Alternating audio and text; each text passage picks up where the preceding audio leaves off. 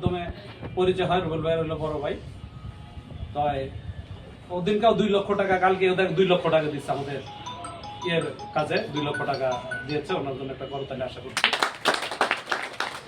এবং মোহিত ভাই একটা কথা বলেছে যে এদিকে যতগুলি হোম শপ আছে, মহিলা আছে, কি করা লাগে সেগুলো আমি দেখছি, এবং আপনাদের সংগঠনের জন্য কি করা লাগে সেটা আমি দেখছি। কারণ প্রথম আমি যেহেতু আমাদের এখানে নিষিদ্ধ যে এখানে ইয়েতে আসতে পারবে না, সংগঠনে আসতে পারবে না, তখন হোম শপে যায় ঢুকতে হয়েছে। এখন ধীরে ধীরে আমরা এখানে টোটাল সরকার আমাদেরকে 47 জন নিতে দিয়েছে কমিটিতে।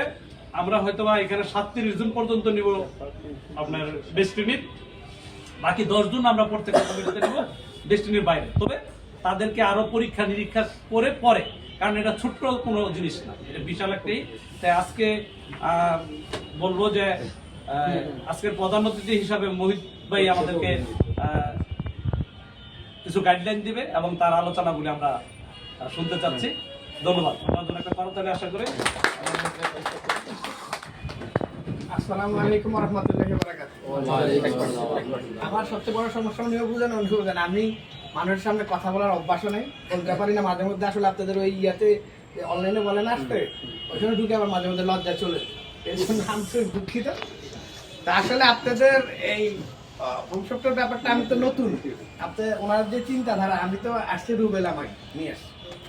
তো আসার পরে দেখলাম যে এই ব্যবসার যে ইয়েটা, বা আমার কয়েকটা সংগঠন আছে যেগুলো মাদ্রাসা আছে, যেগুলোতে আমার বাবা থাকতেই ওগুলো করা, বড় বড় প্রতিষ্ঠান। আমার একটার মধ্যে আছে 2500 ছাত্র, গ্রামে 2টা আছে, একটার মধ্যে আছে 300 আর একটার মধ্যে 400। তা আমরা তো সব জায়গায় সাহায্য সহযোগিতা করি, কিন্তু ওনাদের যে প্ল্যান যে সুন্দরভাবে সারা বাংলাদেশ, আমি হয়তো আমার গ্রামে দিতে পারবো, বা আমার ওল্টাউনে যেখানে থেকে ওগুলোতে সাহায্য করতে হবে, অন্যান্য জায়গাতে আর এককভাবে তো এটা করা সম্ভব না। আবার দেখলাম যে আপনাদের এই যে হোমশপের যে ব্যাপারটা, আমাদের তো অনেকেই আসে সাহায্যের জন্য। যেমন আমি অনেক একটা প্ল্যান করছিলাম যে আমার প্রত্যেকটা বাড়িতে একটা যদি দারোয়ানকে আমি এটা দিয়ে দিই, বছরে তো অনেক দিই, এটা ওর লাভ হইলো, সে তার লাভটা সে দেখতে পারলো, একটা তার প্রফিট হইলো। তো এইভাবে যদি আমরা টুকটুক করে সবাই সাহায্য করি, যে আমার এইটার কারণে পারবো, কিন্তু একজনের 20,000 দিলে খায় ফেলে, 50,000 দিলে খায় ফেলে, কিন্তু একটা কাজ, একটা প্রতিষ্ঠান, তার যদি এটার প্রতি তার ইয়ে হয়। কারণ আমি একটা ব্যবসায়ী মানুষ, আমি আপনাদের এই থিমটা যার সাথে সাথে বুঝছি, বা এটার সাথে আপনারা এটা অ্যাড করছেন, এটার সাথে আমি আরো 2-3টা অ্যাড করবো, যেহেতু আমরা সবাই আছি। হয়তো বাচ্চার মাঝে কিছু বুদ্ধি আছে, ওনার আছে। ইনশাআল্লাহ আমার মনে হয় যে আমি যেহেতু ব্যবসায়ী ঘরের সন্তান, আপনাদের এটা সফল হবে। এমনকি সবাইকে আমরা কাউকে হেল্প করতে চাই, এটার মাধ্যমে আমরা অনেক বড় জায়গায় জায়গায় যেতে। আর উনি যেহেতু বলছে এটা ইন্টারন্যাশনালি আসলে পুরো ওয়ার্ল্ড এটার ইয়া হবে, যেহেতু আমার মনে করেন আমি 10 লক্ষ টাকা, 20 লক্ষ টাকা, 1 কোটি টাকা দিয়ে মানুষের সাহায্য করতে পারবো। সেফর মনে করেন আমার একটা কর্মচারী আছে, সে পারতেছে না, তারও কিন্তু মন চায় যে আমি একটা মানুষকে সাহায্য করি, একটা গরিব মানুষকে দিই, ঠিক না?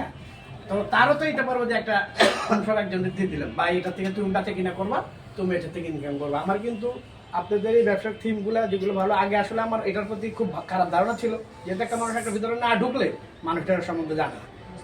আমি ঢুকার পরে আমি বুঝছি যে আমি আসলে ভুল ধারণার মধ্যে আছি। আমার আসলে টাকা মুখ্য ব্যাপার না, আমার কথা হচ্ছে এই যে মানুষের সেবা করা। এই যে আপনাদের মাঝে আসছি, বা আমার জন্য দোয়া করবেন যাতে আপনাদের বেশি বেশি সেবা করতে পারি। আর ওনাকে যেটা বলছি যে আমি আসলে আমি সর্বাত্ম চেষ্টা করবো, যতটুকু আপনাদের এটা যতক্ষণ দাঁড়িয়ে লাগে আমি ততক্ষণ পর্যন্ত আপনাদের পাশে থাকবো।